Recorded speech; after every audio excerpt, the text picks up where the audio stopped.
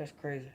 So we're gonna be bouncing around a lot of this interview. Yeah, come on. Yeah, so we're gonna take it to got to go to Diddy first, right? Have you ever been to a Diddy party? I went to one Diddy party, but it was in Manhattan. It wasn't at his crib. It was in Manhattan.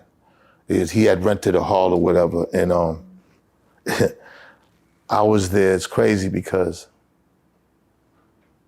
there was a couple of well-known women, and they was arguing. It was almost like some real life Love and Hip Hop shit I was going through, but I can't even mention. I ain't gonna mention their names. I'm gonna save it for my book. But they were arguing situation with me. They was arguing with each other. I think they was about to beef, but I just remember Diddy coming by. He never really, me and Diddy's relationship, first of all, right, since we're on them, I just want to we just got to go through a timeline of who Diddy is. So, and what he's accomplished. And then I can give my opinions and everything else. But before I give my opinions on that, which a lot of people like to talk about, I want to set up the timeline of what Diddy did before we knew about all this, right? So Diddy started Howard, intern, and then he went over to Uptown Records. He helped with Mary J. Blige and Heavy D, then he big time promoter in New York, went on to do Bad Boy, broke many, many, many, many, many artists, sold sold a lot of music, fashion-wise, really was one of the moguls in fashion as far as getting his stuff in department stores. Reality TV, he killed that. There's not gonna be too many men that's done what Diddy's done in our culture, all right? All the years that he did it in. In that time, he's employed a lot of people, right? Right.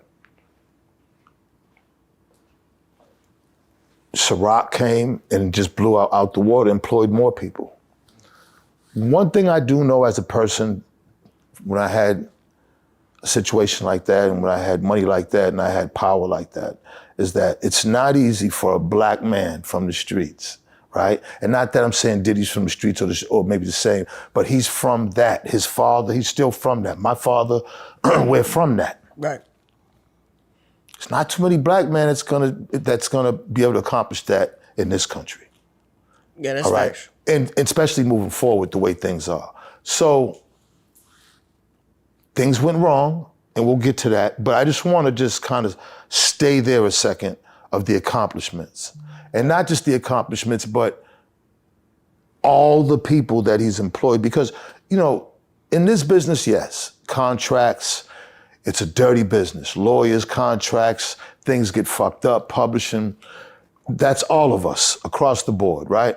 No one's hardly ever happy with the label ever. They're happy as fuck when the label give them money towards the end when shit ain't cracking. It's the telltale story, right? From every artist, right?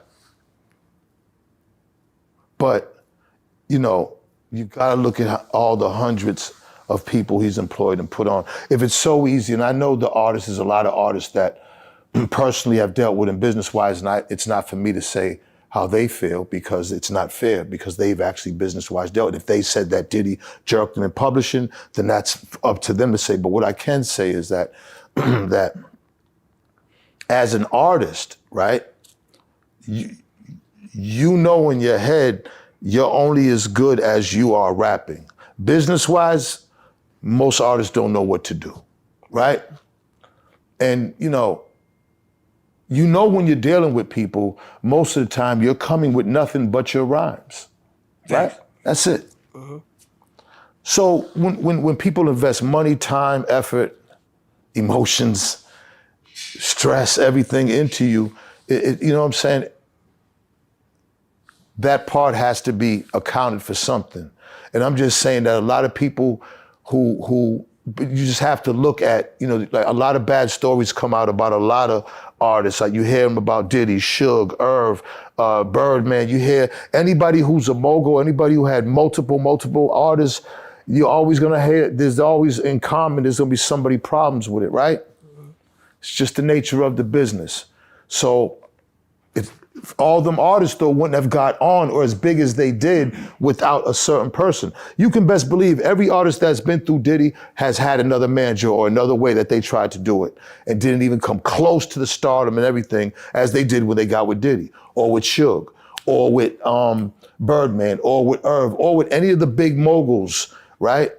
Of course, at the ending story, it's not gonna work out for them because they're the artist and they didn't have the business acumen in the first place to understand it. I'm not saying that, and I'm gonna go to the current stuff, but I just want to make it clear, if I'm gonna get the platform right now, is that, man, we're so quick to throw everybody under the bus and forget about their accomplishments and just throw them the fuck away, that's what's gonna end up killing our culture. You know, how are we gonna have anybody else in the history books if, at this rate, Malcolm and Martin will be the last two.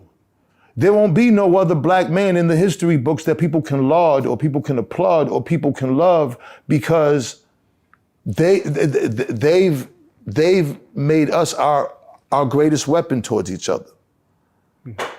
So now, speed it up to now. I'm thinking Diddy got a problem, man. Diddy had some type of, what happened or didn't happen, I'm not there to say, so right. It's hard, I don't speak on that.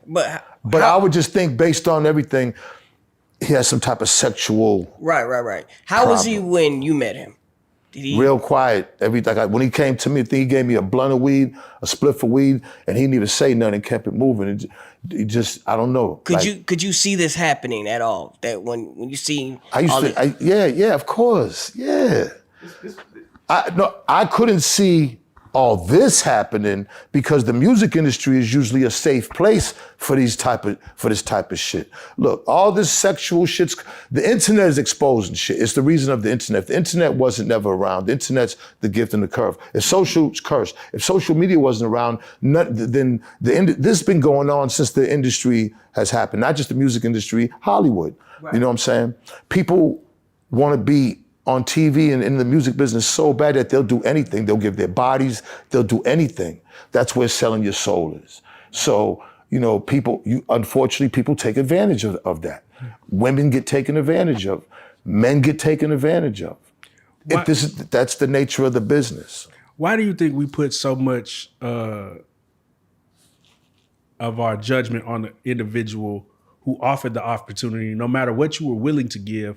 I gave you that in exchange for what you were willing to give. I still gave you that opportunity.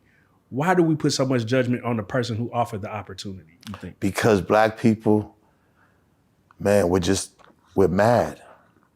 Even if we try to act like we're not, like, you know, we're in a fucked up situation, man. We've been, and it's taking tolls on people's minds. And then here comes social media that is conditioning the fuck out of people when they're seeing everybody else doing good and they're not. It just fucks them up in the head, man. It breeds a lot of different negative feelings. And I just think like, it's just, you know, I watched R. Kelly, do you know how, like the music and everything, and then, yeah, okay, yes, I understand.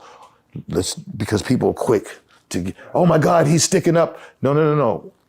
Anybody that fucks with underage kids needs to be dealt with. Okay? The punishment, we live in a land of laws. They deal with that. So I don't stick up or I don't co-sign, none of that. But, you know, how do you 20, 30 years rock with somebody so hard, whereas that they come in your life every day? Music is so important to us. And for black people, it seems like music and TV and everything is really important to us. So if it's really that important to us, where you're focused in on it so much, why are you quick to just throw away the people that gave it to you all them years? And I understand because of what people did.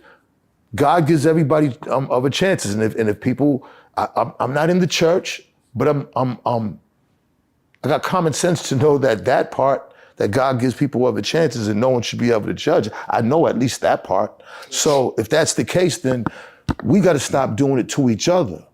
We do, but okay, let me ask you this, right? Because you had a platform. the biggest platform, right? We have a platform. People always try to, send us shit.